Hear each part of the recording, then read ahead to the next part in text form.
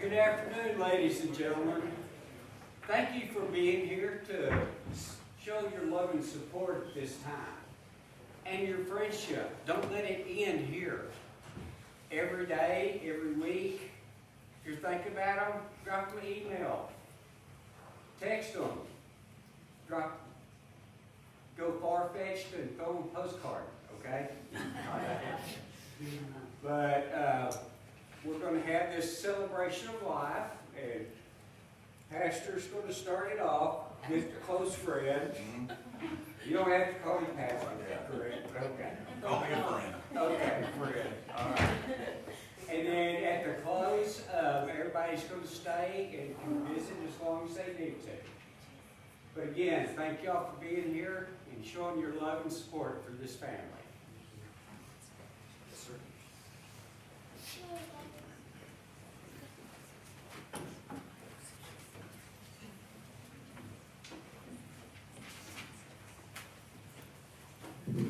Good afternoon. My name is Jason Cedillos, and I fully want to make sure I capture the fact that I am Carl's son-in-law, and it's proof that I want to make sure that that is accurate. I know some of you guys may not believe it, but it is true. I am his son-in-law. So I wanted to start off by reading a text message of a conversation that was had between me and Carl that I think really paints a vivid picture of what Carl was like to his son-in-law every time we talked. There was never a normal conversation. Ever. So this is, and just so you guys can hold me accountable, right? This isn't something I'm fabricated. No, I'm not. I've got the microphone. They asked me not to clean things up, but I've got the microphone. So this was December 27th, 2023 at 3:38 p.m. Me to Carl. Thank you for getting Jacob the bike. I know it made his day. Carl. No problem.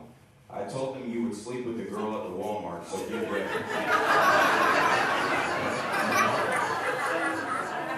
Me. Done deal. Carl. I don't know. You might want to reconsider that one. That girl is ugly. Me. Anything for my kids. Carl. Now that's a real man. Another quick story that will kind of give you some insight on what it was like to be Carl's son-in-law was, I remember when Tanya and I got pregnant with Jacob, I was terrified to let Carl know. We weren't married, and we went up to Diamond Jim's. Tanya and Carl went back to that secret office that you guys, if you know, you know.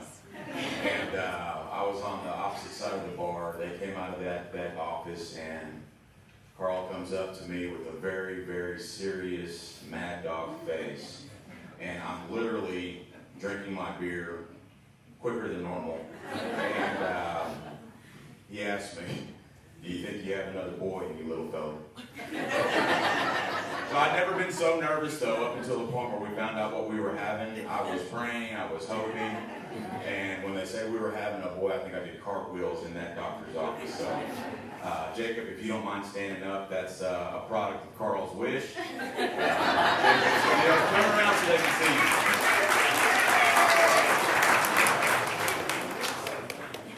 In going through this, we found some pictures of Carl, roughly close to Jacob's age, and the similarities, you would think that that was Jacob or that was Carl. Like, it would be very hard for you to decipher which one of the two is which. So, I say that to say this. I think when you look at Jacob, you're going to see Carl for years to come, right? I don't know if he's going to own a bar, but he's already following in parallel footsteps with football. Boxing, not necessarily track. Track's not his thing, but proud of you, son. So I'm going to go ahead and start off by saying thank you to family and friends that are here to celebrate the life of Carl. Carl was a father, a husband, a grandfather, a father-in-law, a friend, a master pool player, a champion boxer, and somehow ended up being everyone's lawn equipment sales and repair guy.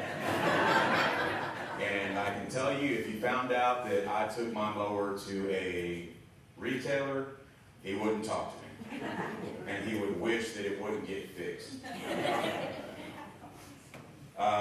Going through these last several weeks, there's been an abundance of stories and examples that demonstrate his passion for people, willingness to give, and his specialized ability to connect with people.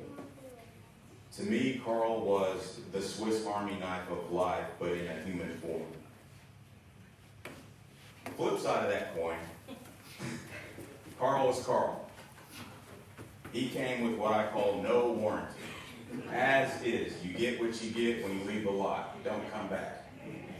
So if you didn't like him, you didn't like what he said, you didn't like what he stood for, that was your problem, not his. And I see a lot of people in the crowd nodding their heads, right? So Carl was very consistent in both worlds he existed in. I will tell you, it was, I never knew I could be such a fan of lottery tickets when I entered this family. But Carl made lottery tickets a lot of fun. I often thought, though, that lottery tickets were his way of embracing you as opposed to a hug or a handshake. To him, lottery tickets were very valuable and they meant a lot to him. So if he extended you one, that meant something. For those of you that did not get one, he either didn't like you or he just didn't have them on. I know at home during holidays, when we were at Amanda's house, you could not throw away a ticket that you deemed losing until Pappy scanned the barcode with the lottery app.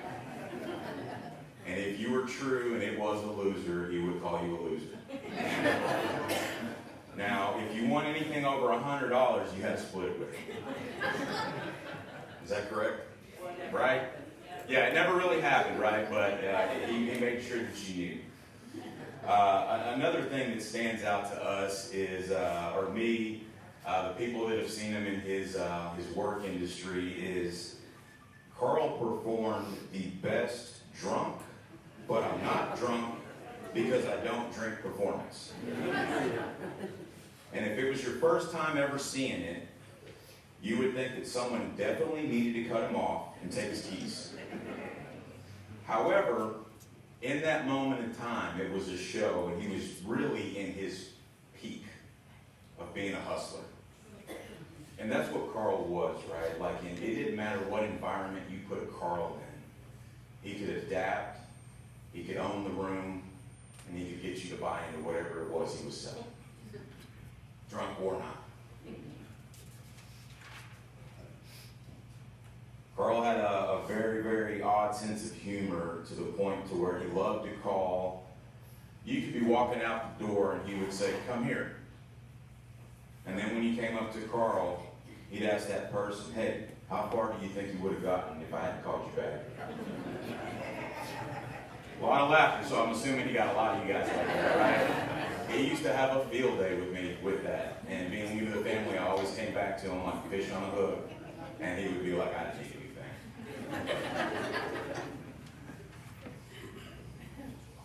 As much as Carl loved to entertain, his family was his greatest audience and his biggest priority. He was there every day for Amanda and Carly during hospital stays, showing up with food, lending support any way he could, and filling in the role of carpool parent.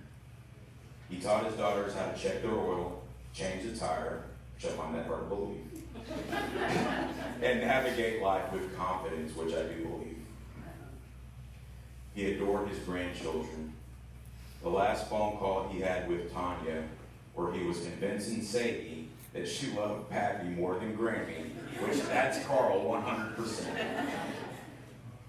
That was Carl. A charmer to the very end. Charismatic.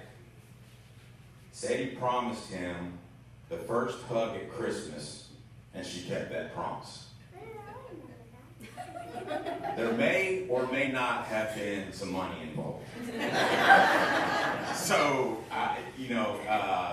speaking just from the family side of it, my two sons, my daughter, don't call him Pappy, they call him Money Man. And my oldest, Connor, remembers very vividly every time calling him over and getting super close to him and then doing this. "Here you go, little fella." And slipping him money. That's what Carl did, right? It was a transaction. He loved making trips with Rita to Oklahoma to try his luck at the casino. Rita swears he was the luckiest person ever. He said the exact opposite about her.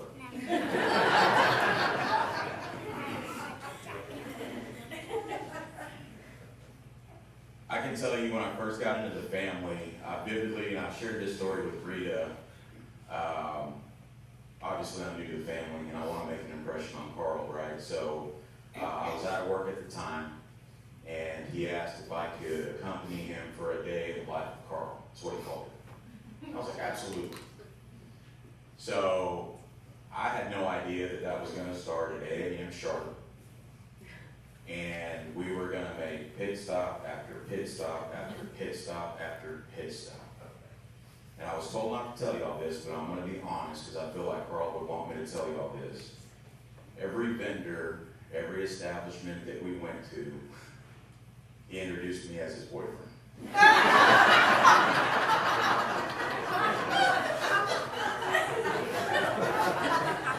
That is a true story. I stood there and looked at him and then looked at the gentleman, and I was like, I cannot wait to text Tom. Roughly around 4 p.m., we were at a bar that he was trying to take over in Seagoville, and I remember till this day thinking, it's got to get dark sometime. In other words, it has to end at some point. Because I felt like we could have gone to Houston, back to Houston, and back.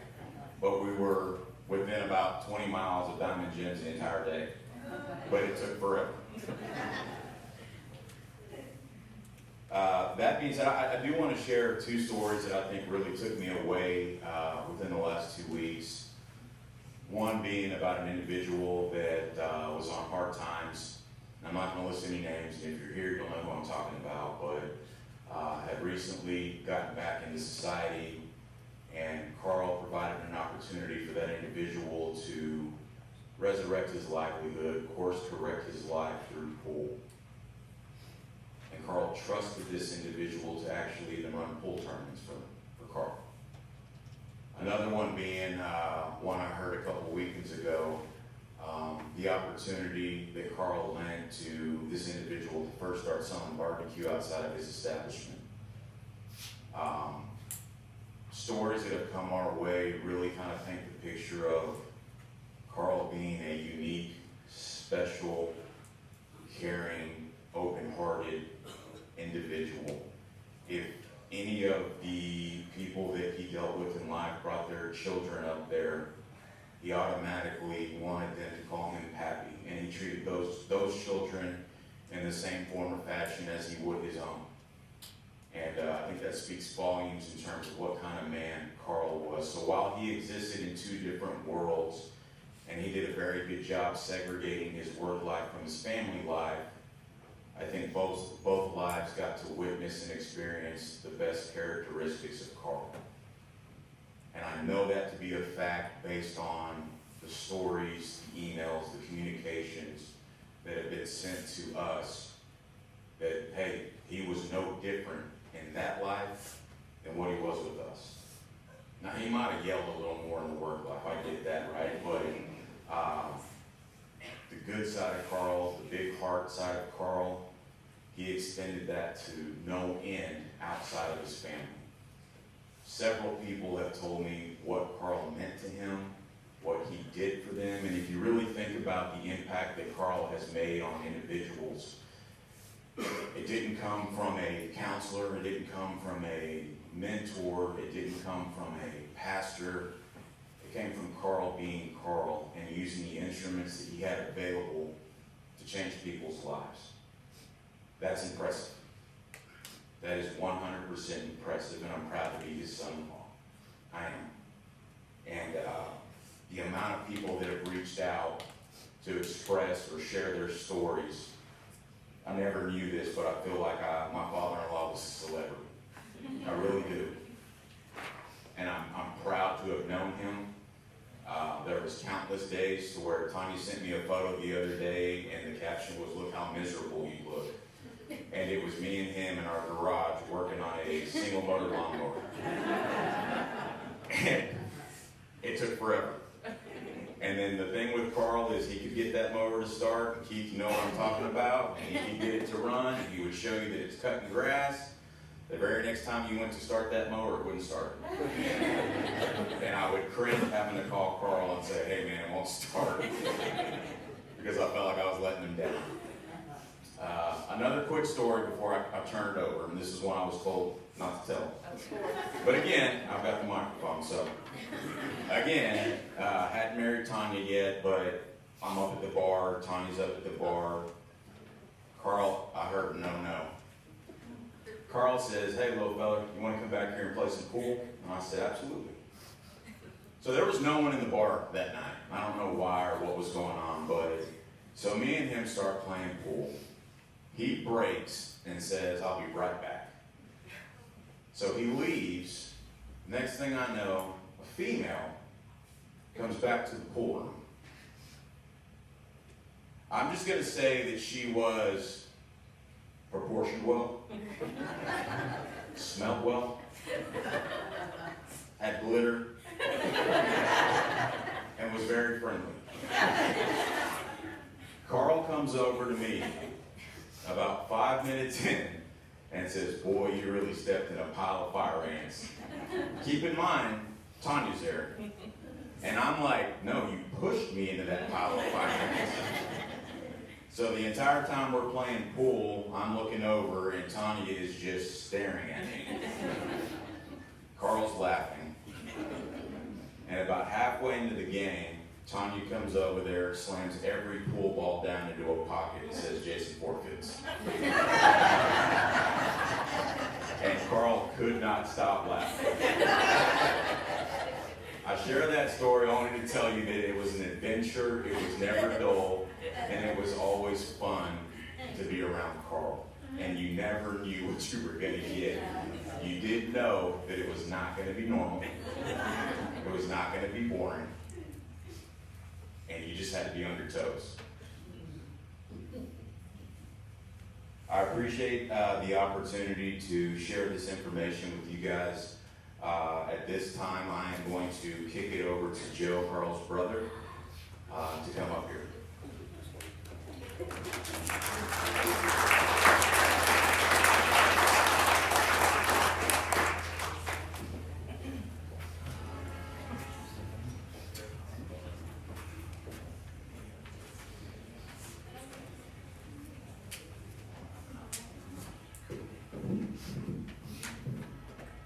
Thank y'all for coming. I know me and Carl are twins. But, back in the day, things were a little different when I was younger. And, I didn't know Carl even existed until I was probably 9 or 10 years old. I was watching TV and black and white, by the way. Anyway, Mom opens the door to the bedroom and there's this guy standing there that's got kind of dark hair, wavy, parted over the side a little bit, and he's just built like a brick house, with big arms, big shoulders. And she said, "Joe, I want to introduce you to your older brother, Carl." And like I said, I was about 9 or 10 years old. I think Carl might have been around 17 or 18. But what it was, he was a boxer. And he was just fixing to win the Golden Gloves Championship of Dallas. And, he trained every day. And I thought, who is this guy? I didn't know anything about him. But he turned out to be a good guy. He never was any different than, he was just so down to earth. You couldn't help but like him, And the way all that kind of came about is, back in the day, you ever heard that old saying, I'll beat you like a stepchild? Well, my dad did. And, so he was taken to live with his granny over in Oak Cliff. And the first thing his granny did was sign him up to a boxing gym so he could learn how to take care of himself. And so that's what he did. He trained every day to someday come back and whoop my dad for being so mean to him.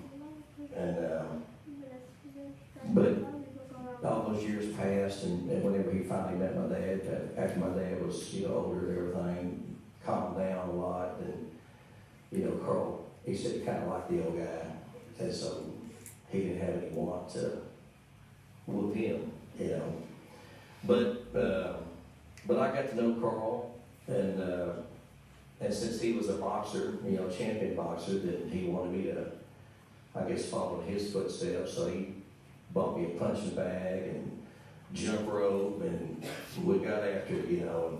But we did that for a while. I didn't know what I was doing, but, you know, it was for a kid that didn't have anything, and we had nothing. Then it was kind of refreshing to at least have something to do. And so he'd come over, and we out there, he'd be holding that bag, and I'd be punching it, and nose be running, I'd be punching left and right, and I'd want to stop to wipe my nose. He goes, no, it's just blood, keep on punching me. Okay. But you know, we take walks down to the store, you know, I say walks, most time it was jogging, you know, because Carl did track and field, and I think he told me one time he had the state record or something, the 440 or something like that. And so, but I was going to be a boxer, let me back up, I was going to be a boxer, but my parents told Carl that I couldn't box because I had a weak eye. And if the boxing glove was to poke you in your good eye, that's it. So that took the wind out of my sails because I really wanted to box, you know, I wanted to be just like Carl. But so that dream was over with. But then you know, Carl started training me to jog and stuff and run, and taught me how to breathe through my nose and get more oxygen that way. But I don't know if you call it training, because every time we would run, you know, up to the store, then he'd just go a little faster, and then he'd be just way ahead of me. I'm like, well, this ain't no fun, you know. Who wants to do track and field? But so I did that, and then you know, Carl was he went on to play semi-pro football. He was a running back, and you know, so I tried to be into football like him. And so I turned out to be a pretty good field goal kicker, and so he bought me a football tee and all that, and he started, you know, showing me how to play football and all aspects of that. And but my dad never would let me join any sports at school because he thought I might break a bone or something, and he couldn't afford to pay the hospital bill. So once again, I didn't get to play football. Carl also was a pool shark, so he showed me how to play pool, and that was different for me because I'm right-handed and my right eye is weak, so I can't really see the ball, so I had to play pool left-handed. And we gambled, we did a lot of stuff. We went around hustling, and you know, more or less me lose, and then he take up the slack and win us some money. But another thing Carl did is he strummed guitar, and so I got to do everything this newfound brother does. So Carl came over one day and he said on the couch, he goes, I heard you got a guitar. It's got 6 strings on it. I said, yeah. He said, well, go get it. I said, okay. But I got the guitar, and I checked out a book from the library on how to tune the guitar, and I remember Carl playing the G chord and just went down each string. When he got to the last string, he was just so far out of tune. And he said, this is a little off. Let me see if I can't fix it for you here. And he tuned it. And then when he strummed that G chord, it just, a light bulb went on, you know. And I thought, man, that sounds great. Everything I've been practicing, all the chords that I was trying to teach myself, they all made sense all of a sudden. And, you know, I never knew that all the things that Carl was trying to teach me, show me, and maybe would take up something, football, whatever, then the guitar seemed to be, you know, it seemed to come very natural to me. And I never knew that I would be on the road playing music and, you know, providing for my wife and 2 boys just by being a musician, but somehow did. But I never would have went down that path had I not, you know, been introduced to guitar. Well, sometimes we don't know what we're capable of doing or able to do, but until someone kind of brings it to the table, and then you kind of go from there. But, so I just kind of took to playing guitar, like a fish to water. And I was able to play at Carl's clubs a few times. I think last year he had asked me if I wanted to come play over there with my band, and we was already booked, but I played as much as I could for him.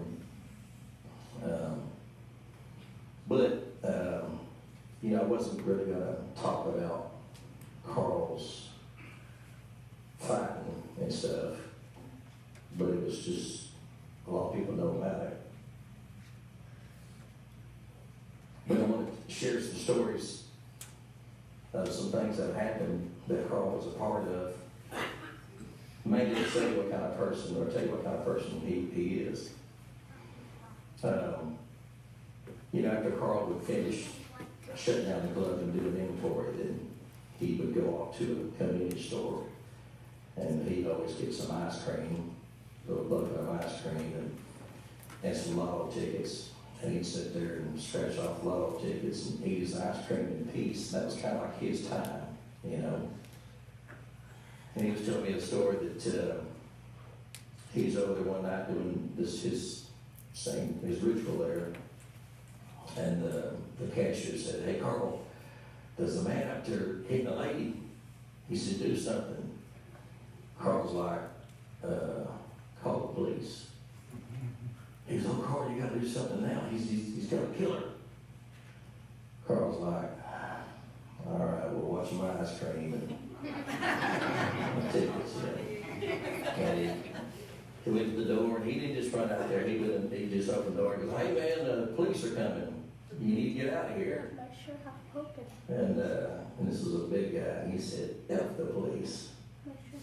And then in the back of the car, there was 3 kids. One was in a car seat, and the guy was beating his girlfriend or whatever up, and he just got out of prison. He was beating her up pretty good, and so Carl just tried to scare him off, and Carl saw those kids back there, and Carl said, "Well, how you're making the kids cry, man?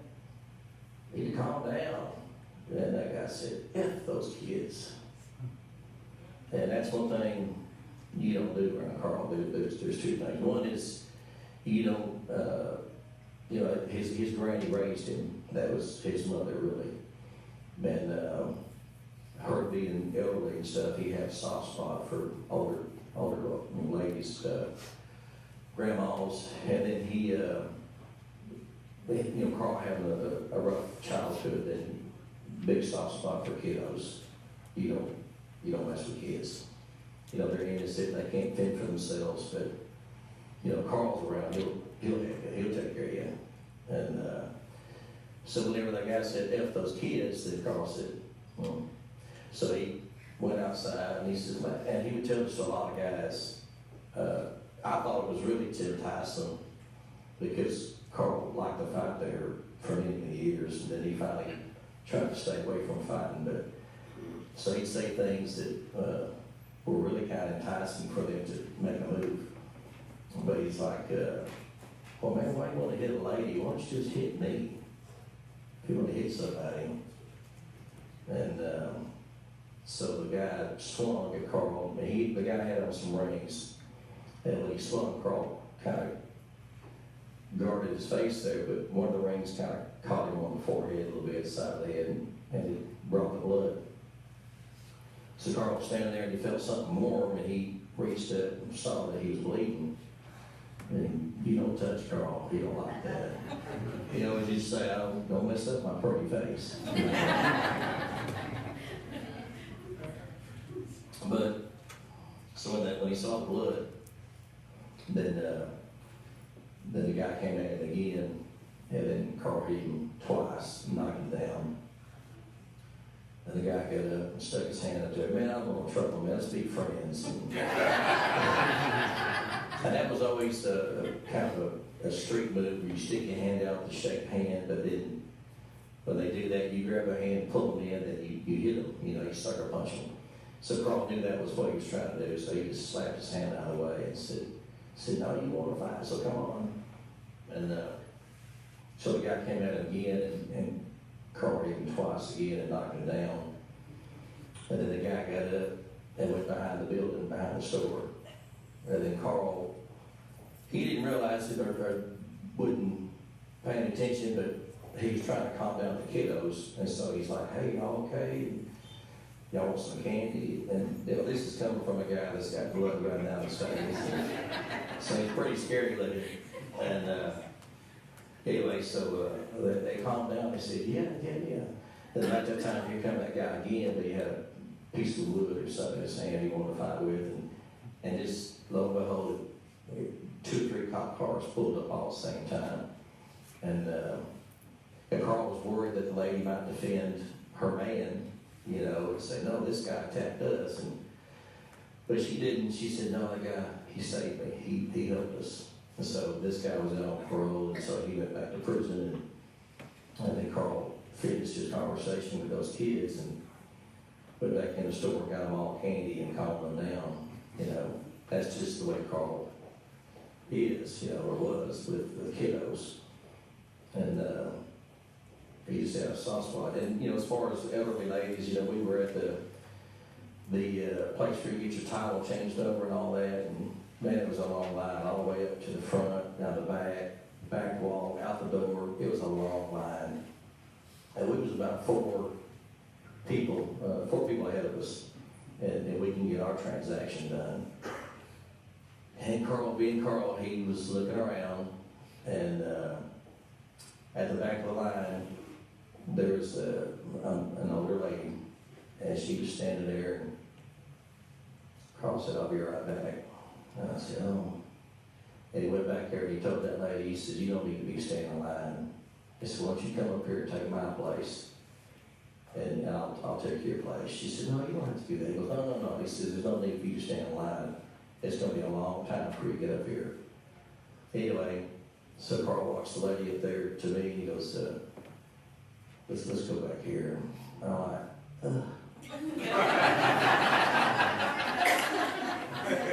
I don't mind, but there's only 4 more people. So we went to the back of the line. You know, that's just Carl. He didn't care about the criticism, what you thought about him. That's just what he's going to do. And you know, and so Carl, you know, kids and elderly people, and the fact that, you know, Carl, you know, gave respect to everybody. He, you know, if you disrespected him, then he was going to disrespect you back. But he liked everybody. And you know, I told you he went on to play football as a running back, and you know, as a running back, when you get the ball, everybody's trying to tackle you. And every time I called him and talked to him, he'd tell me what was the new fight he'd just been in or something. And he said he was over there, and he got the ball, and then one of the big old linebackers come over there, and just after the whistle was blown, and they slammed him down or whatever, and you know, played dirty. And Carl's like, okay. So the next play, then they gave Carl the ball, and he started to go running. And here come that big old linebacker to give Carl some more. But he didn't know Carl. And when he got close enough, Carl took off his helmet and swung and hit that big linebacker right in the knee as hard as he could, back in Carl's prime. Anyway, the guy fell down screaming, you know, in pain. And that's why Carl didn't play anymore, so I Carl football.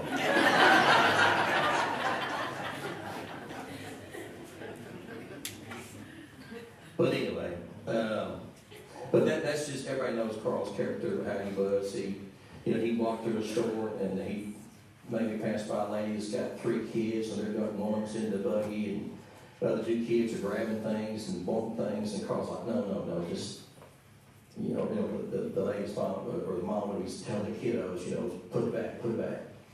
And Carl would pass by, and then he would reach in his pocket, and then he'd start leaving a trail of dollar bills, you know, for those kids to find.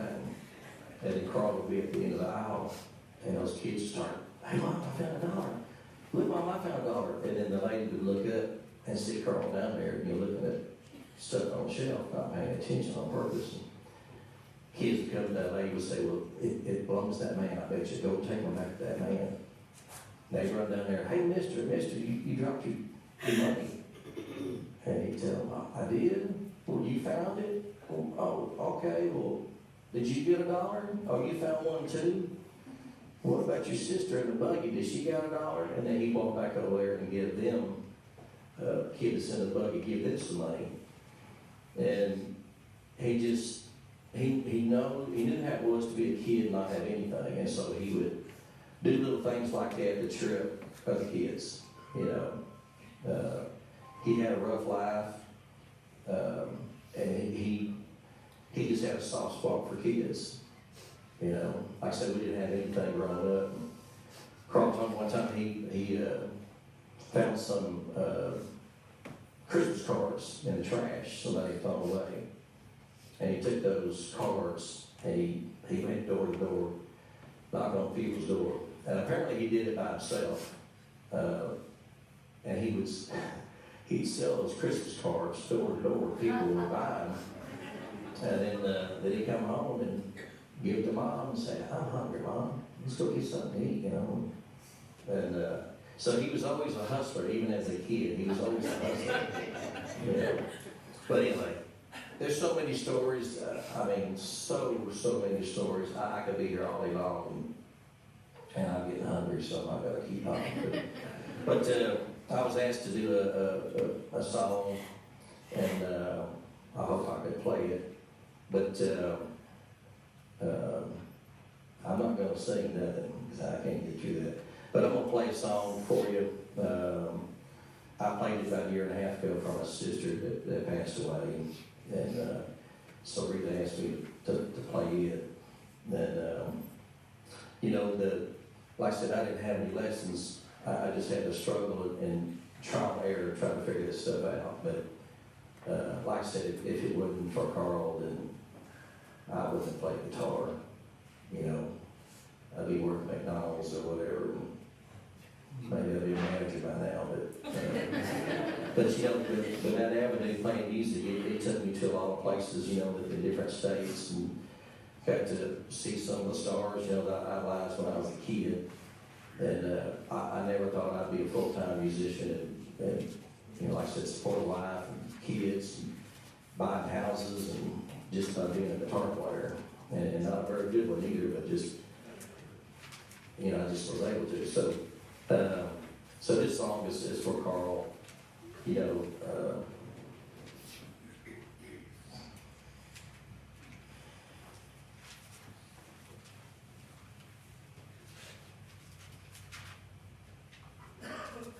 Anyway, I'll try to get through it.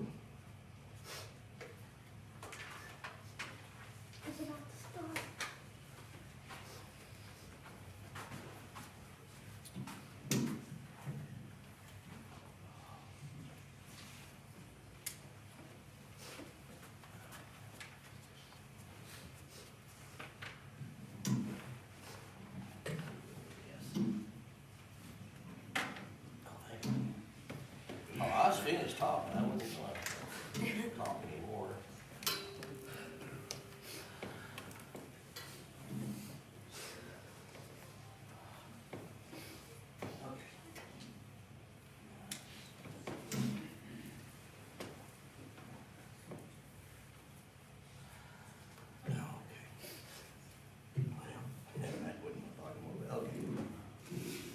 Another thing Carl used to do is he used to drive like a big old, like a Delta 88 or a big Cadillac, the big cars back in the day.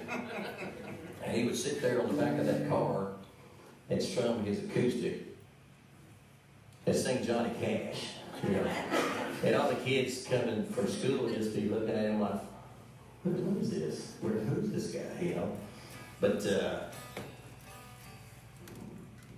I'll I'll try to do this one here. I haven't tuned to nothing, so.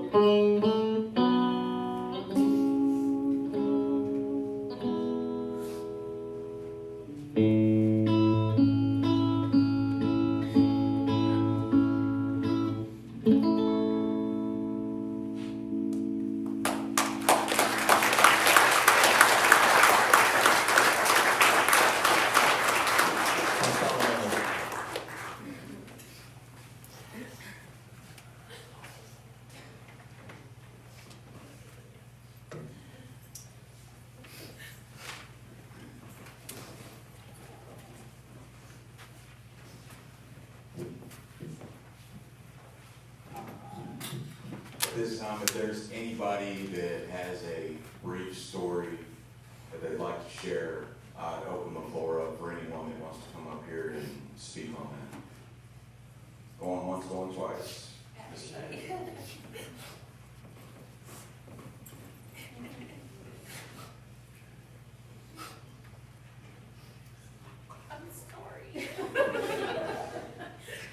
You can't cry, you make me cry. First, my condolences to the family. I love Rob. I loved Carl. He was like a brother to me. I remember when we would go in the bar, me and Tom, and he would say, Tom, are you getting drunk tonight? And Tom said, oh no, Carl, not me.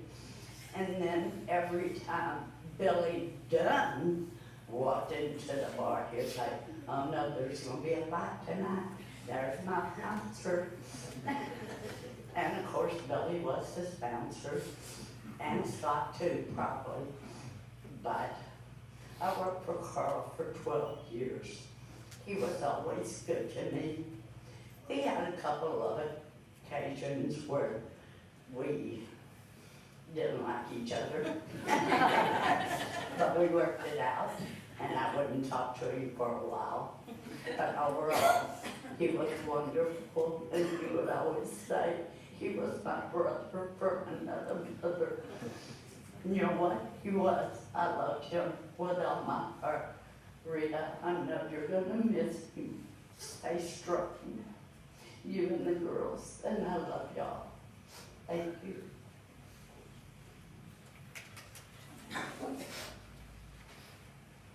I'd like to close just with a brief prayer and finish off with something that the legend Carl himself would probably say at the end of every night. So it's going to be a dual-sided coin here, right? So on one end, it's going to be very, very proper. The flip side of that coin is going to be very, very inappropriate.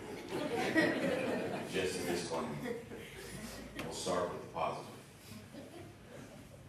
Lord, at the moment, nothing seems to be able to help the loss we feel. Our hearts are broken and our spirit mourns. This day, this hour, and moments to follow, we lean on you as your grace is sufficient. For when we are at our weakest, your strength is strongest. We pour out our grief to you and praise you that one day, when all suffering is extinguished and our faith and love is conquered, that we will walk with Carl again.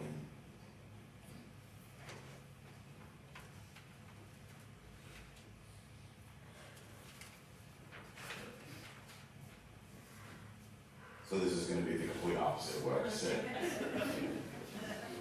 And again, I was told to censor this statement, but I'm not going to.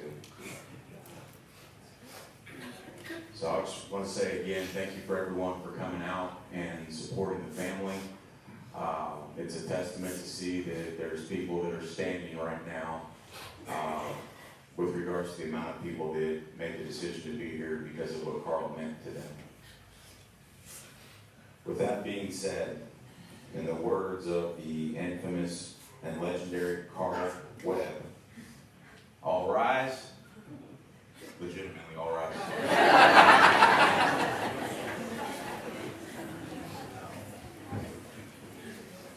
Ladies, you lead, the men will follow, and practice safe sex. Thank you for everyone for being here. At this time, I would say if you want to visit with Rita or the family, please come through and make your way.